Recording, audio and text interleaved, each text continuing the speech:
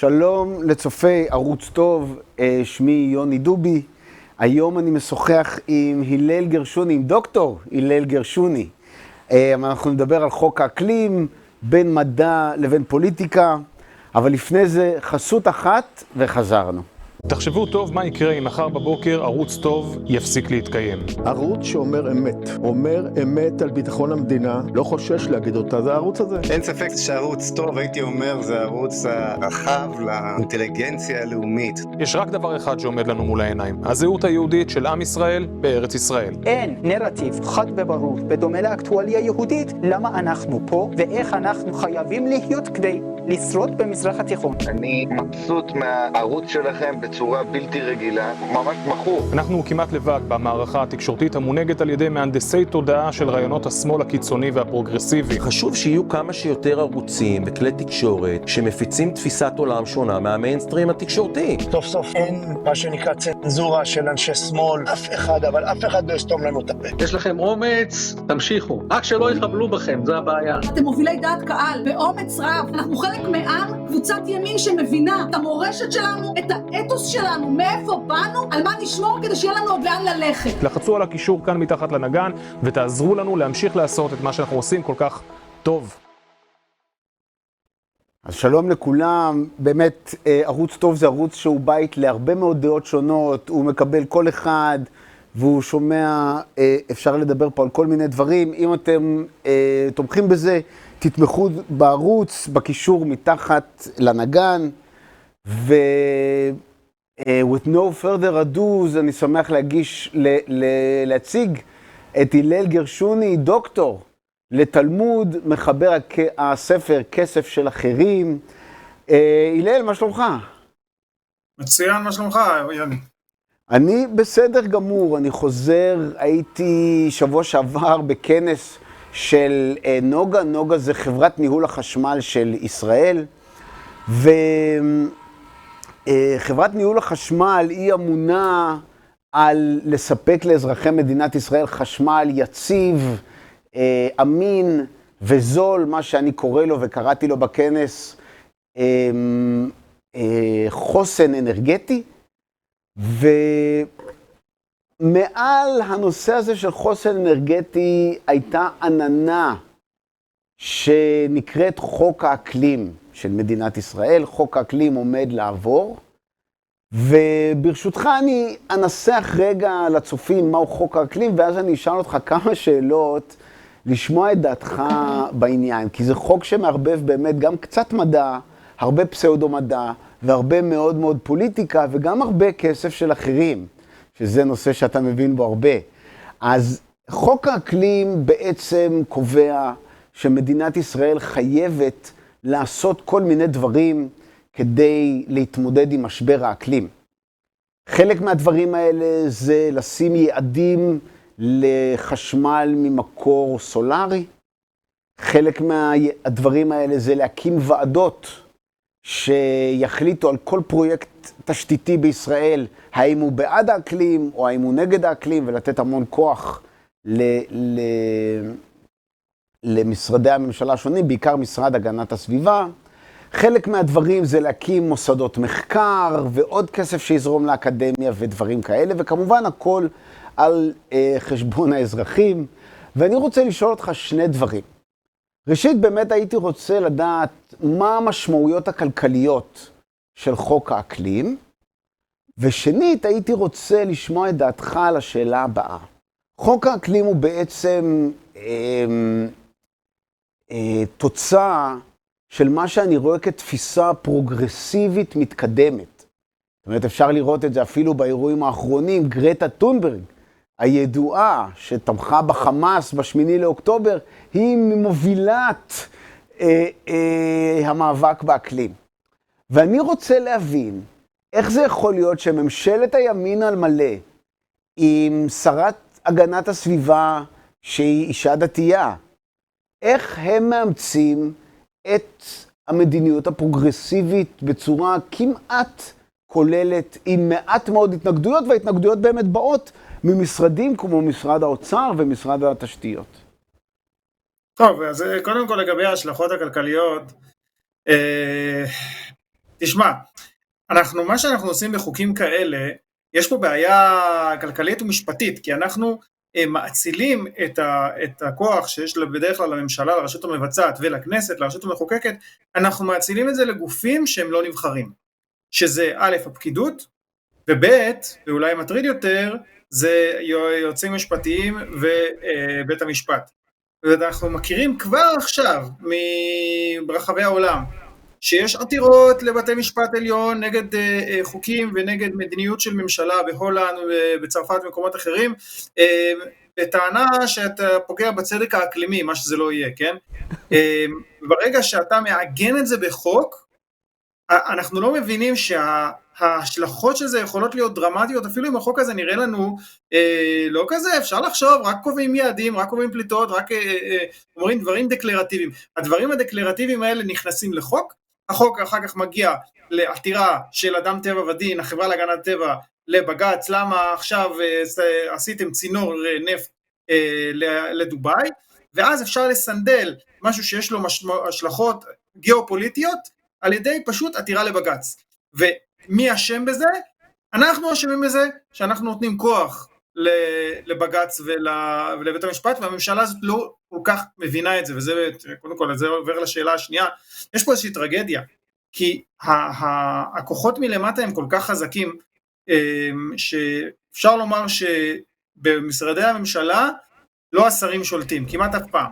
הם יכולים לשנות לפה או לשם, הפקידות היא מאוד מאוד חזקה לכיוון מאוד מסוים, אז זה מאוד קשה להילחם, ואם אתה נמצא בסביבה שכולם אומרים לך משהו אחד, אז אתה הולך לשם. עכשיו התמיהה שלך איך דתיים הולכים לכיוונים שהם נראים פרוגרסיביים, הרבה מאוד דתיים לאומיים, הם נקרא לזה, כן, אתה יכול לקרוא לזה מתנחמדים, אתה יכול לקרוא לזה פחות לעומתיים, מה שחשוב להם זה יותר החמץ בבתי חולים, ויותר יידישקייט, וכל השאר הם יזרמו עם הבונטון, אנחנו מכירים את זה, זה יכול במעט או בהרבה, אז אפשר לומר שהשרה הנוכחית היא פחות ראש בקיר מאשר השרה הקודמת, והשרה שלפניה, שאחת הייתה ממרץ ואחת הייתה מהליכוד, אבל לפחות היא מוכנה לשמוע דעות אחרות, גם אם אחר כך היא תזרוק אותן לפח, אבל בוא נאמר זאת התקדמות, אני הייתי אומר. אגב, לא דיברנו על זה שאתה הוזמנת לכנס, שזה יפה מאוד, אבל ישר כבר ניסו לטרפד אותך בכתבה יפה בדה-מרקר, פלא שלא הצליחו. כן, הנושא הזה הוא, מסיבה שאינה מובנת לי, הוא טעון בגוון פוליטי מאוד מאוד קיצוני. וכמנהג הפרוגרסיביים, דעה שהם לא אוהבים, עדיף לה שלא תשמע. ואני מאוד מאוד שמח שהלכתי לכנס וגם אמרתי את זה שם, שנוגה, חברת ניהול החשמל, הם אולי הגוף הציבורי הראשון שהניף ברצינות את דגל הצוות האדום. כי אמרתי להם, אני לא באתי לשכנע אתכם, ואני לא באתי להגיד לכם מה לעשות, ואיזה מדיניות טובה ואיזה מדיניות לא טובה. אני באתי לתת נקודת מבט שאתם לא אוהבים לשמוע. ואכן, הרבה אנשים בחדר לא אהבו לשמוע. הם לא אהבו לשמוע. מה אמרת להם? אז מה שאמרתי להם הוא מאוד מאוד פשוט.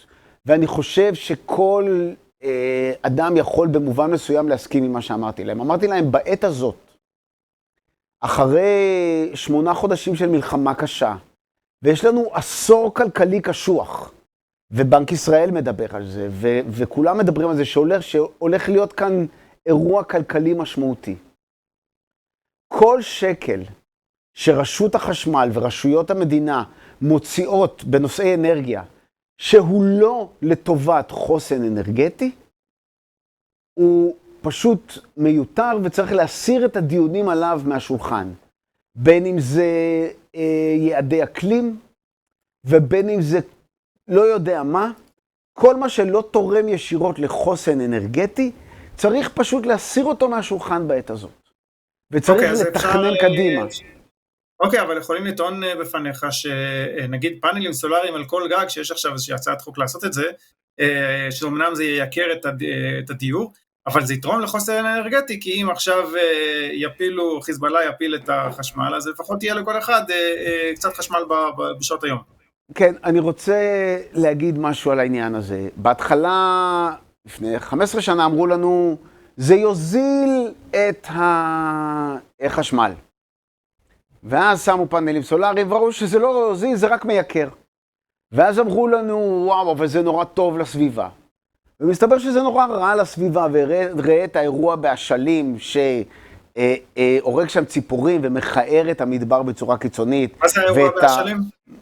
המגדל הסולארי באשלים, ומפעל אנרגיה ענק בלב המדבר. תראה, אני דיברתי עם תושבי אשלים, הם אנשים, אתה יודע, הכי שורשיים, הם באו לגור במדבר, לצאת לנשום את האוויר, והם אומרים לי, שמו לנו פתק קטן של התנגדויות בצד ימין מתחת לשער, אף אחד לא ראה אותו, ו3 שנים אחרי זה, אנחנו בתוך אזור התעשייה הכי גדול בארץ, מבחינת שטח.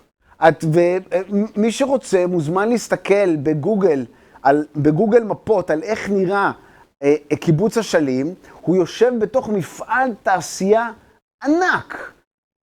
אוקיי, זאת אומרת, מדובר על הפאנל, לא פאנלים סולאריים, אלא האירוע של... גם על הפאנל, יש שם גם פאנלים סולאריים וגם מגדל סולארי שרואים אותו מרמת בקע כבר. אתה נוסע לרבדים, אתה כבר רואה את זה. אולי הצופים שלא מכירים, מדובר על מראות, כן, אילוסטטים, מראות שמכוונות את אור השמש אל דוד ענק שנמצא בקצה המגדל הגבוה הזה, וקורן לכל הסביבה, והרעיון להשתמש באנרגיה של השמש בשביל לחמם את הזה. זה טכנולוגיה שלא כל כך משתמשים בה היום, נכון? ברור שלא משתמשים בה, לדעתי המגדל הסולארי הוא שירת הברבור של הטכנולוגיה הזאת, מהסיבה הפשוטה. היא מכוערת, היא מזהמת, והיא עולה בין פי 6 לפי 8 מלעשות חשמל בכל צורה אחרת. ולמפעילים של המגדל הסולארי הזה נתנו חוזים ב-85 אגורות לקילוואט שעה, שזה, חברת חשמל מייצרת ב-16, נתנו להם חוזים ל-20 שנה. כן. אז זה בחייה לדורות סביבתית, בחייה לדורות כלכלית, ומה שאמרתי בכנס זה כדאי ללמוד מהטעויות האלה. עכשיו, אז סיימו להגיד לנו שזה זול, זה לא עובד. אמרו לנו זה סביבתי, זה לא נכון. אז עכשיו אומרים לנו, זה צורך ביטחוני. אבל איך זה יכול להיות צורך ביטחוני אם התשתית לזה כל כך מסובכת ואתה תצטרך תחנות שינוע? הרי לא מדובר על פאנלים סולאריים שאדם שם והוא מזרים חשמל לבית שלו. זה לא על זה מדובר, מפני שאם על זה היה מדובר, אף אחד לא היה עושה את זה. כי בכל מקרה צריך להתחבר לתחנות כוח, כי אנחנו צריכים חשמל גם כשאין שמש. אז מדובר על להזרים חשמל לתוך הרשת. וזה דורש תשתית אדירה של תחנות שינוע ותחנות ממסר. ואת הדברים האלה הם לא מוגנים יותר אם יש פאנלים סולאריים. זאת אומרת, הרעיון שאנחנו נגן על עצמנו מבחינה ביטחונית, אם נשים פאנלים סולאריים, הוא רעיון שאין לו שחר, אף אחד לא מדבר עליו, גם לא ברשות החשמל מדברים עליו. זה פשוט המצאה דמגוגית של אנשים. אם לאויב יש את היכולת לפגוע בתשתית החשמל של מדינת ישראל, פאנלים סולאריים לא יעזרו, מה שיעזור זה להסיר את האיום הזה אצל האויב. זאת האמת האמיתית, זה לא קשור. אז זה עוד אחד מהניסיונות האלה של לקחת כסף של אחרים ולהשתמש בו למה שאני רואה כמטרה אידיאולוגית, פרוגרסיבית, גלובליסטית, שצריך להבין, היא מנוגדת לכל היגיון, כי מדינת ישראל פולטת 0.14% מהפחמן הדו-חמצני העולמי. גם אם הפחמן הדו-חמצני הוא האויב הגדול, ויש על זה ויכוחים. גם אם נעלה מחר והחמאס ניצח, אי אפשר יהיה למדוד את זה בפליטות פחמן דו-חמצני בעולם. פשוט אי אפשר יהיה. אז יש לי שאלה עליך. אתה שאלת איך זה שהממשלה הימנית הדתית תומכת פרוגרסיבית. איך אתה איש מדע? אתה מגיע ממסד המדעי, אתה, כן, בכנסים מדעיים, אתה מכיר את, זאת אומרת, והחברים שלך אני בטוח הם אנשים חדים, עם לוגיקה, הם לא אנשים שהולכים בקלות אחרי אמונות תפלות או אחרי דברים בלי לבחון אותם. כן, חשיבה חדה. לא נופלים לכשלים לוגיים, מנסים לא ליפול לכשלים לוגיים, יש להם קורסים שלמים שעוסקים בזה. איך זה שהממסד המדעי, אז לא 97%, בסדר, זה מיתוס, אוקיי, אבל איך זה שבגדול הממסד המדעי כולו הולך לפי, למה שאתה בעיניך הוא טרלול פרוגרסיבי? מאותה סיבה שהממסד, אומר האקדמי, המשפטי, הלך כולו ממש כמקשה אחת כנגד המהפכה המשטרית. והיא הסיבה שלאט לאט, בארצות הברית בוודאי, במדינות המערב ראינו את זה ביתר סט, אבל זה לא פוסח גם על ישראל. אנשים לוקחים את העמדה שלהם כחברי סגל אקדמיים, ומשתמשים בה כמנוף לקידום הדעות הפוליטיות שלהם. ובמובן הזה, בעיית האקלים היא מתרגמת לדעה פוליטית. עכשיו, אני לא... זאת אומרת, חלק גדול ממדעני האקלים, בוודאי הם הולכים למשרד והם מדברים על הדברים האלה, והם חושבים והם פותרים בעיות שמעניינות רק אותם. אבל צריך להבין שהממסד האקדמי הוטה ברמה כזאת, שכמו שפרופסור משה קורן אליה אומר, אתה לא תקבל משרה באוניברסיטה אם אתה לא תומך ברפורמה המשפטית, או סליחה, במאבק ברפורמה המשפטית, אותו דבר במחלקות למדעי כדור הארץ.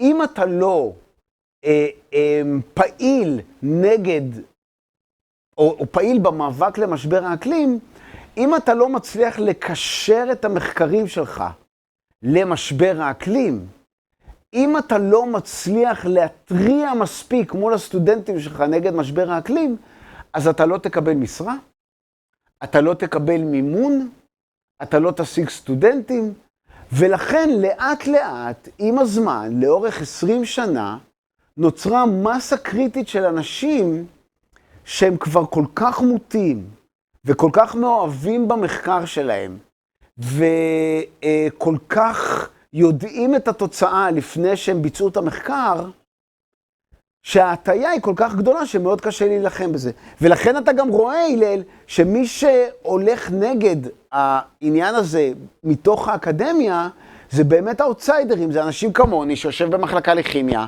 ופרופסור ניר שביב שיושב במחלקה לפיזיקה, ולאו דווקא אנשים שבאים מתוך המחלקות האלה, כי הם כבר בתוך הדוגמה. כי הם גם עברו את הסלקציה. זאת אומרת, יש לנו בעיה של תמריצים. אתה אומר, התמריצים פה הם תמריצים שמעוותים את המדע. אז איך, מה הפתרון לזה? זה אתה צריך להגיד לי, כי בנושא התמריצים אתה יותר טוב ממני, ואני בדיוק הייתי רוצה לשאול אותך, אתה יודע, אני מחזיר לך את השאלה, איך אנחנו פותרים גם את הבעיה הפוליטית שדיברנו עליה קודם, שאפילו ממשלת ימין נוקטת במדיניות פרוגרסיבית, והייתי רוצה לשאול אותך אם יש לך גם פתרון לבעיית התמריצים האקדמית, כי אני לא מצליח, אני לא כל כך יודע שיש לי תשובה. כן, לא, אני אגיד לך מחשבות שיש לי. תראה, יש שאלה שאני נוהג לומר שהשאלה היא לא למה פוליטיקאים נוהגים באופן לא אחראי בכסף שלהם. וזה כסף של אחרים, אז מה אכפת להם? הרי זה לא, כשהם למשל, אז לא רק עניין של חוקי אקלים. בכל דבר, יש לפוליטיקאי כסף שהוא קיבל מכספי משלם המיסים. לא כל כך אכפת לו להוציא את זה בשביל שהוא ייראה טוב, זה הרי חלק כך הוא ייבחר שוב. השאלה היא למה פוליטיקאים לא עושים את זה כל הזמן? למה פוליטיקאים לא מפזרים כסף בלי חשבון? למה הם לא עושים את כל הדברים שהיינו מצפים לכאורה שהם יעשו לפי התמריצים האלה? ואני חושב שהתשובה היא שפוליטיקאים לא עושים כל מה שהבוחרים שלהם היו רוצים, מה שנקרא פופוליזם מוחלט, מכיוון שהם נתקלים בקיר של המציאות. ובסופו של דבר הם יודעים, ואין להם ברירה אלא לדעת, שאם הם יעשו שטויות, אז הם בסוף, ייקח זמן, יכול לקחת 5 שנים, אבל זה ילך לאיבוד. ואני חושב שהקיר של המציאות הוא זה שיציל אותם. זאת אומרת, גם אם אנחנו עכשיו נעשה שטויות עם חוק האקלים, אנחנו יכולים להגיע ליותר הפסקות חשמל, או הרבה יותר מחיר בחשמל, וכן הלאה וכן הלאה, ייקח 10, 20, 30 שנה, בסוף נבין שזה לא עובד. אם תרצה, זה התקווה, כן, לפעמים אתה מקבל את הכאפה, כמו שראינו ב7 באוקטובר, בכאפה ממש רצינית, בסוף אתה רואה שזה לא עובד, שמדיניות של הכלה ושל יהיה בסדר לא עובדת. אז אני מקווה שנראה את זה יותר מוקדם מאשר מאוחר, אבל זה אני חושב, אפשר לומר, התקווה שלי. ולגבי האקדמיה יש לך עצות? כי אני רק אומר, מבנה האקדמיה בישראל הוא מיוחד, בגלל שיש את המוצר הנפלא הזה שנקרא חופש אקדמי, ויש חוצץ בין הצד הפוליטי, שהוא משרד החינוך, וראש המל"ג, שהוא שר החינוך, לבין האוניברסיטאות שאמורות להיות גוף לא פוליטי, אלא שהם נהיו גוף מאוד פוליטי. וזה נכון לא רק במדע האקלים, זה נכון בכמעט כל דבר אחר, והייתי רוצה לדעת בתור מי שחשב על זה, והיות והאוניברסיטאות הן כולן ממומנות בכסף של אחרים, איך אנחנו מנטרלים במידת מה את ההטיה הפוליטית של האוניברסיטאות? אז יש כמה מחשבות, ובוודאי צריך להשקיע בזה הרבה יותר מחשבה. זה מטריד גם כמה מלומדים רציניים בארצות הברית, פורום שלדעתי אתה חבר בו, של ג'ונתן הייט ואחרים. אז פרופסור ניל פרגוסון לדוגמה, היסטוריון מוערך מאוד, מקים עכשיו אוניברסיטה עצמאית בטקסס כמדומני, בדיוק מהסיבה הזאת, הוא מנסה ליצור משהו אחר שלא יהיה באותו שטנץ של ה-Ivy League שראינו איך הפרוגרסיבים אכלו אותו. אז יכול להיות שהקמה של מוסדות, ממש, מאפס, בתמיכה של גם של אנשים שזה חשוב להם, וגם של פשוט שוק חופשי, זה הצליח לעשות את זה, ואני חוזר למנטרה של כסף של אחרים, אז בגדול יש לנו בעיה שהמימון המדינתי הוא כל כך כבד והוא כל כך עקיף, שאנחנו בצרות. אם המימון היה ישיר על ידי פוליטיקאים והוא לא היה בלתי תלוי, אז היה זוועה, כי היינו רואים את האוניברסיטאות מתיישרות לפי גחמות של פוליטיקאים לימין, פוליטיקאים לשמאל, היינו מקבלים חינוך מטעם, היו דברים כאלה, וזה לא דבר טוב. אבל להגיד, אוקיי, אז לכן זה לא דבר טוב, אז בואו נמשיך את הכסף עם פוליטיקאים, אבל ניתן את זה בידי ועדות, וועדות בלתי תלויות, ועוד ועדות ותתי ועדות, זה יוצר מצב שהרוח היא לא של הפוליטיקאים, אלא של גוף שלא נבחר, שזה גרוע באותה מידה ואולי אפילו יותר. לכן הייתי אומר שהפתרון הוא שינוי של המימון לגמרי, זאת אומרת, באוניברסיטות פרטיות, הכסף הזה של 10 מיליארד שקל לשנה, תוסיף את הכסף של כל הישיבות, קח את הכסף של השכלה גבוהה, תחזיר אותו לציבור, ותיתן לחבר'ה מההייטק, הנה וויז עכשיו הולכים לקבל 23 מיליארד שקל, או דולר, לא זוכר, אז יכולים לקבל, כן? אז אני חושב שזה דבר שהוא, האקדמיה עצמאית, ומבוזרת היא דבר שהוא חשוב לכולנו, וגם לאנשים שיש להם יותר כסף. תחזיר את הכסף לציבור, הם יחזירו אותו בחזרה לאקדמיה, ברמות, בצורות, אני חושב, יותר מגוונות, מעניינות וטובות. כן, לא עזרת לי, אני חייב להודות. לא עזרתי. לא, הסיבה שלא עזרת לי, יכול להיות, הסיבה שלא עזרת לי, אנחנו נבהיר לצופים, מפני שאנחנו נעולים בסיטואציה המימונית של אוניברסיטאות ציבוריות בישראל. אני חייב להודות שאני, יש לי דעה לגבי מה אפשר לעשות, אבל אני לא יודע אם אפשר לעשות את מה שאני רוצה לעשות. אבל לצורך זה באמת צריך, למשל, שר חינוך שלא אכפת לו מכלום, כולל לא להיבחר, כולל לא להילחם. הוא יכול להגיד, אתה יודע, תמות נפשי, ואז הוא יעשה איזה שינוי במל"ג, אבל זה יהיה קשה. זה לא רק חינוך, מי ששולט במשרד החינוך זה לא שר החינוך. חד משמעית, נכון. יש פה בעיות עומק שקשורות במודלי העסקה במגזר הציבורי, כן, אותה קביעות שאנשי אקדמיה נהנים ממנה, יש קביעות של הפקידים שנהנים ממנה, ואז בעצם מטרפד כמעט כל דבר. אמר דוקטור רן ברץ, שאם דבר אחד הוא היה יכול לשנות במגזר הציבורי, דבר אחד בלבד, זה את הקביעות. כי הקביעות מאפשרת לכל פקיד לטרפד מה שלא מתאים לו.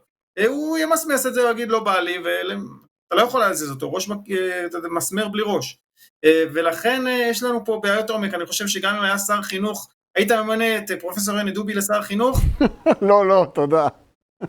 אז היה יכול לעבוד במידה מסוימת, אבל זה צריך הרבה מעבר לזה, ואולי אנחנו צריכים להגיע לקטסטרופה בשביל שאפשר יהיה לשנות דברים בצורה קיצונית. אני מקווה שלא נגיע לקטסטרופה, אבל כן, זהו. תודה רבה, הלל. דוקטור גרשוני, סליחה. היה תענוג להיפגש שוב, ואני מקווה שנעשה את זה יותר. תודה רבה למי שצפה בנו, לכל הצופים. אני קורא לכם שוב לתמוך בערוץ, בקישור למטה, ונתראה בשמחות.